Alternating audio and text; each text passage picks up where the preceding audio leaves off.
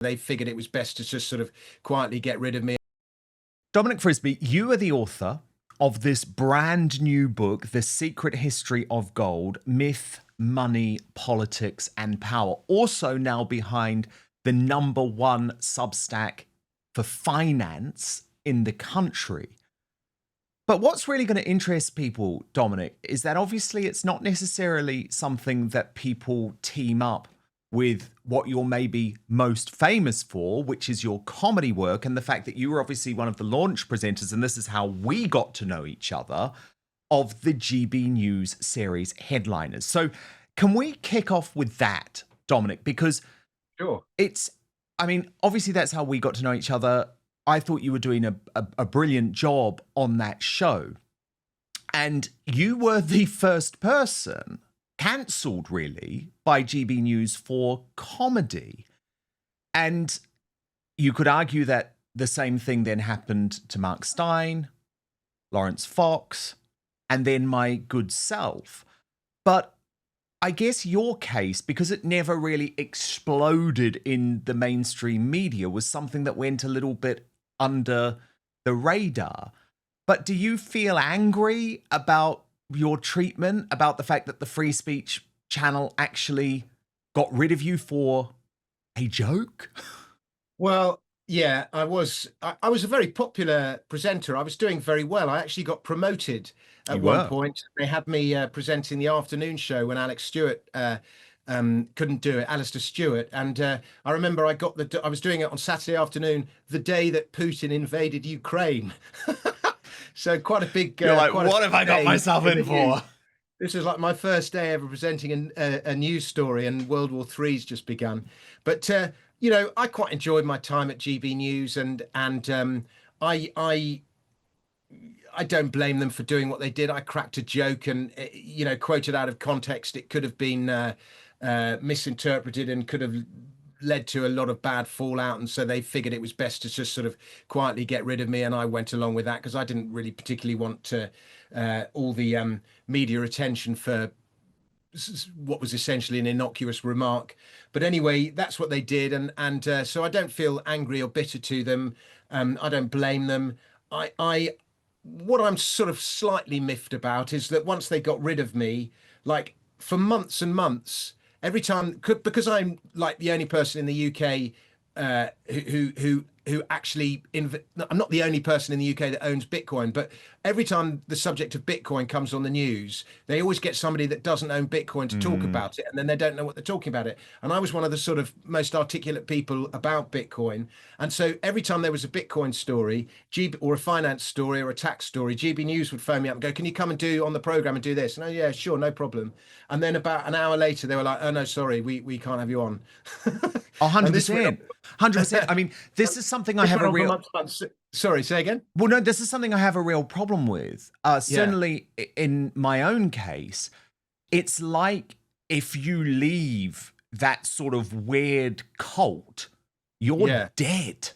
And they don't want to acknowledge that you even exist. And I think that's actually, number one, it's unfair on people. Number two, it's not the real world. I mean, I got the first interview with Lucy Connolly, the freed political prisoner, last week here on Outspoken, and GP News didn't play 1 second from the interview. And I think it is a weird way that they act, because I think you can't deny that people like you, people like Lawrence Fox, people like Father Calvin Robinson, people like Andrew Neil, all of these departed people from GB News, Alex Phillips is another great example. We are part of the culture, but GB News, I guess, wants to pretend like you're dead. yeah. I suppose so. So they kind of disappeared me a bit, but I think I'm destined for greater things, and You I'm never are. really. I'm a comedian. I'm not really a news person, so I don't feel that bitter about it. I will say about GB News though. Um, they didn't need to disappear me like that, but that's fair enough. But what I always found when I worked there is is there was no, like, I think GB News, with the funding it has a real opportunity to be something quite special. And there was no culture of excellence when I was there. Everything was like, just get it out, get it done. And every time you'd go, For example, on headliners, the set, they go, well, we've just got this set just for the time being. We're going to change the set. And then 2 years later, they'd never changed the set. And so there was just never, maybe it's because I'm too artistic or something, but I like to see things improved, and I like to see a culture of excellence. And it was always, I'd think, I've got a really funny joke here and we could do this and it'd be really funny. And it was always like, no, we just haven't got time. And so I always felt, they've missed an opportunity to be, with the funding that they have and the backing that they have, they could have been, extraordinary. And now they're just sort of quite good. Yeah, no, it's something I had a massive issue with at the time. But look, the great thing is that you left, and then through one of those great moments of timing, Elon Musk goes massive on your song, which is just one of the funniest things. And by the way, I know the former Prime Minister Liz Truss, you're her favourite comedian too. Because I am. And I'm Nigel Farage's as well. Yes, you are. We're all far right now. And it's very edgy, but it's absolutely brilliant because the lyrics sum up, I think, better than... Because you know what it's like. Very often comedy, right, sums up the absurdity of a real life situation better than you ever can when you're trying to properly explain it on a show like this. And something about that song really resonated. And then once Elon Musk posted it, all of a sudden you've got this audience of tens of millions, bigger than any audience you ever had at GB News. Big news, Outspoken is now available as a podcast too. So please do subscribe wherever you get yours, Spotify, Apple Podcasts, and make sure you rate and review. I'll take 5 stars, if you may. Yeah, that's absolutely right. And, I love making my song videos, and I've the last few months, because I've been finishing the book, I haven't made that many, but I've got 3 coming out over the next month, Dan, and I think they're the best 3 I've ever written. The next one I've got coming out is called I Am Replacing the Population. And we already uploaded it to YouTube, and we didn't even release it. We just uploaded it to get it ready for the release, and YouTube have already cancelled it. No way! They cancelled it even before it's come out. It's just like the algorithm just went, no, we're not having it. Well, I was at the event. It was for the 25th anniversary, was it, of Guido Fawkes, where you performed? Oh, yeah. That was an error of judgment by me that time. We're all far right now. What was it? Because Nigel Farage was in the audience, and obviously the lyrics of the song include Mussolini and Adolf Hitler, and the Daily Mirror almost tried to make out as if in some way this meant that Farage was endorsing a pro-Hitler comedian. It's like, you're missing the point. Yeah, that was ludicrous. I could have, looking back, I could have probably, because I was absolutely storming the gig. Dan Dukes, who's like Nigel Farage's number 2, was going, that was box office. I've never seen anything like it. It was box office right up until you did that last bit. And so I think I was enjoying the gig so much, I just maybe went a little bit too far. But, these are somebody else saw that gig, Dan, a friend of mine who does the cartoons for Guido Fawkes. And he just said it was the best satirical gig he's ever seen by anyone. And it's not my job as a comedian to toe the line. It's my job to be the court jester and to push things as far as they could go. And I remember when I was doing that, Boris Johnson was like applauding, and he spat out his wine. And then his wife realised that he was being filmed and told him, she was literally going, stop laughing. You mustn't laugh at that. You mustn't laugh at that. Nigel, who's perhaps a bit wiser, sort of did this. And Liz Truss was just roaring with laughter. She came to the book launch actually yesterday. And that's why we love her. That is why we love her. And indeed, look, we've got to talk about the very serious side of the economy. And it's interesting that you mentioned Liz Truss, because she provides quite a segue, actually. Because look at the cover of today's Spectator, for example. The coming crash, they report. Something's got to give. Our former colleague, Liam Halligan, who's also now launched a finance Substack, is very much saying that there is the potential for an IMF bailout. And it's interesting, isn't it, that, and again, this is why I think I talk about the terrible corruption of the mainstream media a lot, because unquestionably, although you're the expert, so you tell me, but unquestionably, I would say we're in a way worse spot than we were after Liz Truss's mini budget. Yet the mainstream media are acting as if all is okay with Rachel Reeves as she drives our economy into the cliff. But first, as I've entered my 40s, aging has become ever present in my life. My body doesn't back up the way it used to, and I've found that it's far easier to get injured when trying to work out, far harder to recover too. But I believe one of the best aging breakthroughs of the last decade is qualia senolytic. And I'm going to explain why. Senolytics are a science field revolutionizing human aging. A big culprit behind that middle-aged feeling can be so-called zombie cells that linger in your body after their useful function, wasting your energy and resources. Now, those zombie cells can lead to less energy, slower workout recovery, joint discomfort, and basically feeling old. Now, qualia senolytic is a groundbreaking, clinically tested supplement with 9 vegan plant-derived compounds that help your body naturally eliminate these zombie cells, helping you feel years younger in just months. But here's what I absolutely love about this product. You take it just 2 days a month, helping your body naturally eliminate zombie cells to age better at the cellular level. Now, since taking qualia senolytic, I've felt like I've turned back the clock. I have higher energy, less soreness after exercise, and a big boost in productivity too. That all equals feeling so much better. So experience the science of feeling younger by going to qualialife.com/Dan for up to 50% off your purchase. Use the code DAN, that's DAN, for an additional 15%. So that's QUALIA life.com/Dan for an extra 15% off your purchase. Your older self will thank you. And by the way, thanks to Qualia for sponsoring this episode. Now, let's get back to it. Well, the national finances are in grave, grave trouble. And in fact, you criticize the mainstream media. The mainstream media never talks about gold, and it never talks about Bitcoin. So this is just the financial press. If you look, Bitcoin is the most significant monetary invention for centuries. It's that big.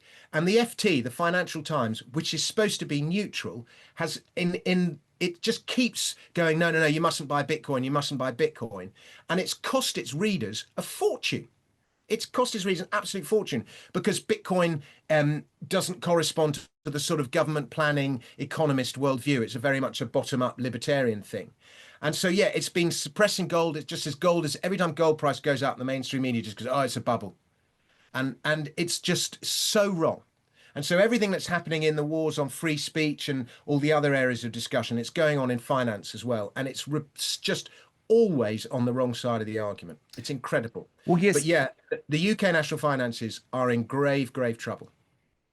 And actually, Rob Dix says of your book, your new book, which is out today, actually, The Secret History of Gold, understand the history of gold and you start to see what politicians and central banks would rather you didn't.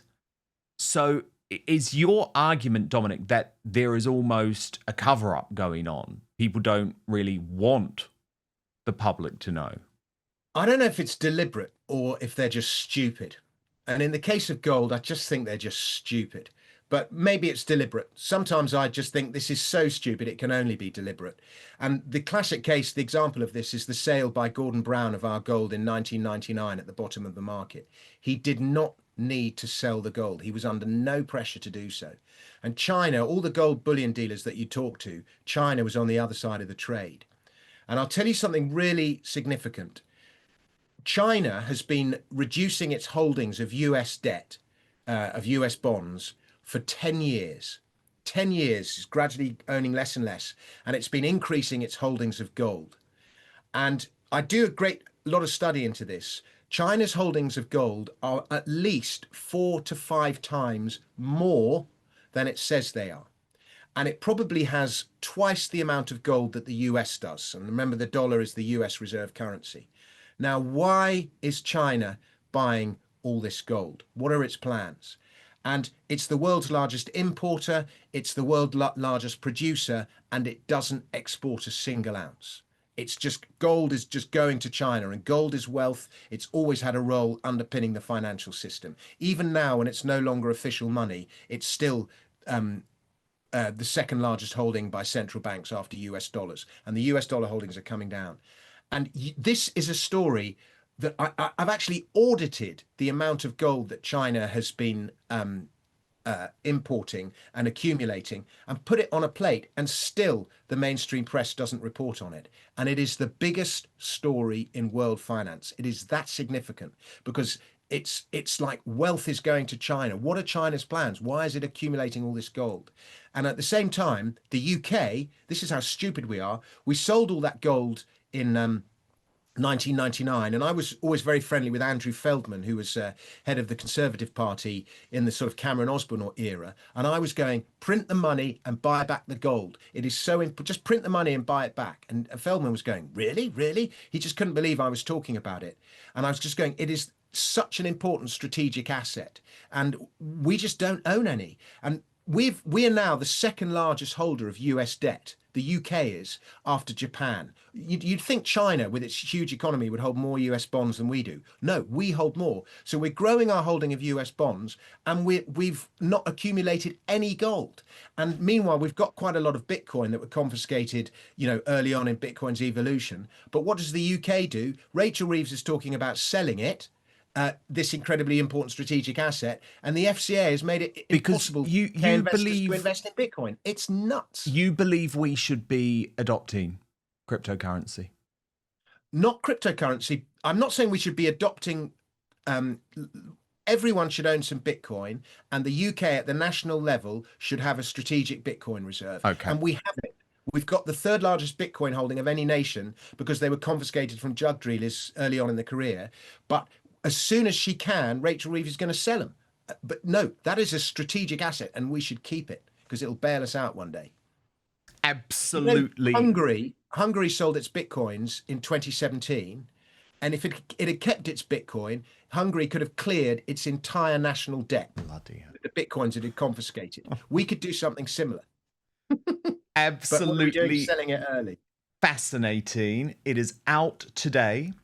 The Secret History of Gold, Myth, Money, Politics and Power by Dominic Frisby. Matt Ridley on the cover says it is a fabulous, fascinating, fantastical tale told with panache. And presumably, Dominic, available Amazon, hard copy, or all of that?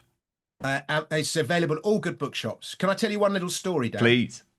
So I'm holding up here. I'll hold it up to camera. You can see, actually, I'll hold up this one. So what I'm holding up here is a Victorian gold sovereign. Oh, you can see it's nice and shiny. Yes. And that was the old pound coin. It now takes £650 coins to buy the old pound coin. My God. That's how much money has been debased by. But gold is not just older than the earth itself, it's older than the solar system. That's how old this is. And it never loses its shine. How about that? Absolutely beautiful. Absolutely beautiful. Wonderful point to end on. Dominic Frisby, congratulations on the book. Thank you for being on Outspoken. Please come back again. Really enjoyed it. Thank you so much. Thank you so much for watching Dan Wootton Outspoken. Please click on my face just to the bottom left to subscribe to this brand new independent news source and turn on the notification bell so you'll be alerted to our brand new live shows, uncancelled interviews, and special royal episodes. Outspoken is also now available as a podcast, so you can listen to the show every weekday on the go, wherever you are.